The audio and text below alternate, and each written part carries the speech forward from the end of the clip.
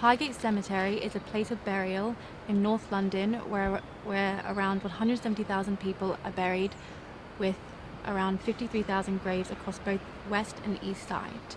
Opened in 1839 to cope with the ever-growing number of burials the church couldn't cope with due to the lack of space. However, with the vast history that Highgate has, our focus documentary is the various witness accounts of sightings ranging from vampires to a roaming mad old woman being reported.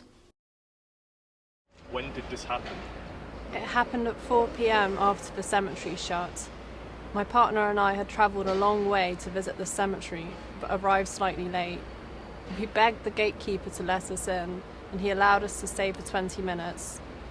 During our walk, we saw something move in the bushes, and in my peripheral vision, I saw this figure dash around the gravestones, keeping a distance from us until it stopped. Where did you see this figure? I saw this tall, dark figure standing just behind this tree in the corner. I could only see it from the corner of my eye. Although it may have been a few seconds, it was stationary, not moving a muscle or even blinking. Instantly, my body went cold. It felt like I had 1,000 pairs of eyes just staring at me. It felt like I couldn't move. What did the figure do next? During the last minutes of the walk, the figure seemed to be acting strange, roaming around the graves of the cemetery, shrieking as if we had disturbed its peace. We proceeded to instantly leave the cemetery. While walking back, we still felt like we were being watched, and the feeling didn't leave until we were a few streets away. Highgate Cemetery, officially opened in 1839, was once described as the most beautiful resting place in London.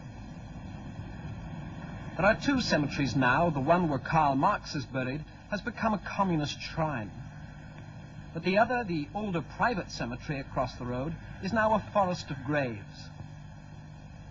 One of the most important mysterious figures in Highgate history is that of the Highgate vampire, sporting a top hat, encouraging the idea of the vampire being from the Victorian era. The late 1960s, reports of mysterious figures sighted in Highgate increased, to the point where they started to become published in papers such as Hampstead and Highgate's Express. Someone in particular named David Farrant investigated the tall, dark figure. However, prior to the 1970s, no one in Highgate claimed to have seen the vampire in the area. Ghosts, yes, but not vampires. Later claimed by the paper The Ham and Highs published claims of this creature for laughs, with headlines such as "Does a vampire walk in Highgate?" and "Why do the foxes die?", which can be due to the release of the Dracula film featuring the late Christopher Lee, along with various other horror films being the influence at that time in the 70s. Who used to own this tobacconist shop in Highgate, decided to pay a midnight visit to the cemetery to combat the vampire once and for all. At the cemetery, Farrant was forced to enter by the back wall, as he still does today.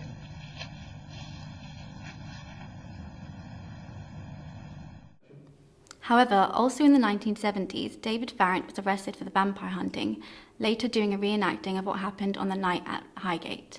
However, most of the charges he received were later dropped, but was sentenced for nearly 5 years relating to the practice of witchcraft and acts of desecration at Highgate. Another mysterious figure rumoured to be roaming around Highgate is that of the mad old woman. Rumour has it she's only seen on the east side of the cemetery, which first opened for business in 1860. Often seen as the poor cousin to the west side of the cemetery. However, the mad old woman has two people claiming to have seen this ghost at the same time from different viewpoints. However, it is reported to disappear before it can be studied.